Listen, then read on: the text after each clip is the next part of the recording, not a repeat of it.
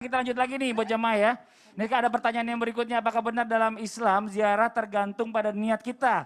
Bahkan katanya ada ziarah kubur yang bukan menghasilkan pahala, tapi justru malah berubah jadi syirik. Nah, kenapa bisa jadi syirik? Nah, ini harus ada perbedaannya, penjelasannya kita minta dari guru kita Ustaz Syam. Tafadhol Ustaz Syam. Bismillahirrahmanirrahim. Tabi guru-guruku Ustaz Ayer, Ustaz Maulana, Mas Fadli serta para alim ulama dari Allah Subhanahu wa taala. Benarkah ziarah kubur tergantung daripada niat kita?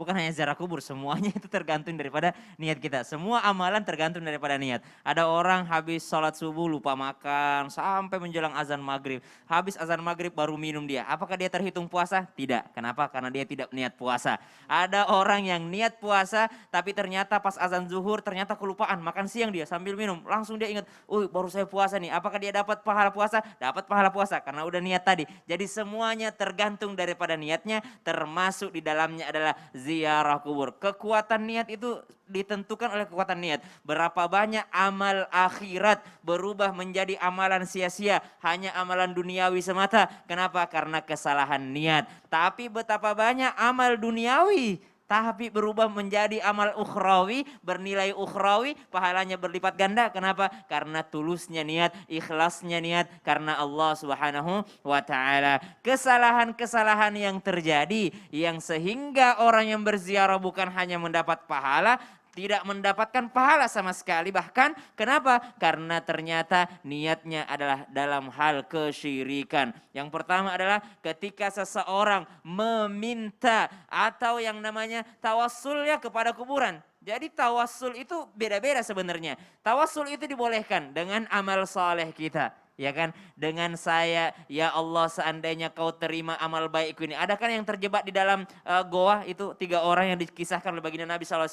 Ya Allah seandainya engkau terima ridho akan amalanku, memberikan susu kepada orang tuaku tiap pagi dan segala macam, maka bukalah batu yang sedang menutupi jalan keluar kami, maka tergeser batunya. Ini contoh tawasul yang benar. Bagaimana tawasul di kuburan? Ya Allah, dengan keberkahan aku datang menziarahi guruku, dengan keberkahan aku datang menziarahi orang tuaku. Kalau ini engkau nilai sebagai bentuk baktiku kepada guruku, bentuk baktiku kepada orang tuaku, maka terima amal-amalku dan ampuni dosanya orang yang ada di dalam kuburan. Karena yang butuh itu adalah orang yang dalam kuburan, bukan kita yang meminta kepada orang di kuburan. Ada orang datang ke kuburan neneknya, nenek cucumu mau ujian sebentar lagi, doakan. Kata neneknya di bawah, saya saja belum selesai ujianku di bawah sini.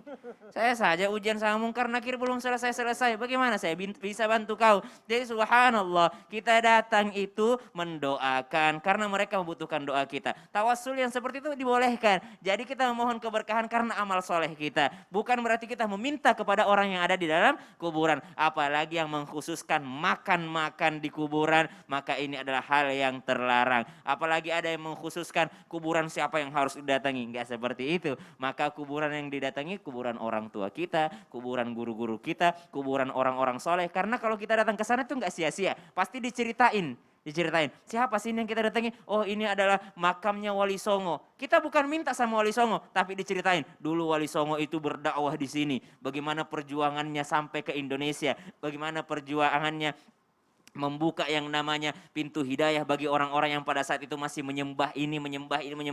Maka subhanallah, belajar sejarah sekaligus dan kita memurnikan akidah kita kepada Allah Subhanahu wa taala, tidak meminta kepada kuburan, tidak meminta kepada orang yang ada dalam kuburan, namun kita berdoa kepada Allah Subhanahu wa taala supaya kita mengingat mati dan sesoleh orang yang ada di dalam kuburan tersebut. Amin. Jadi balik lagi ya, innama amalu binniyat gitu. Jadi kita bicara masalah niatnya, niat baik, insya Allah dapat pahala. Di dunia dapat, di akhirat dapat. Tapi kalau niatnya jelek, dunianya mungkin dia dapat, tapi di akhirat dia bisa kena azab kan gitu. Nauzubillah min zalik. Kembali lagi, kuburan itu dimuliakan, dijaga kebersihannya, jangan sampai ada najis, jangan sampai ada kotoran dan tidak ada menghinakan kuburan. Masya Allah.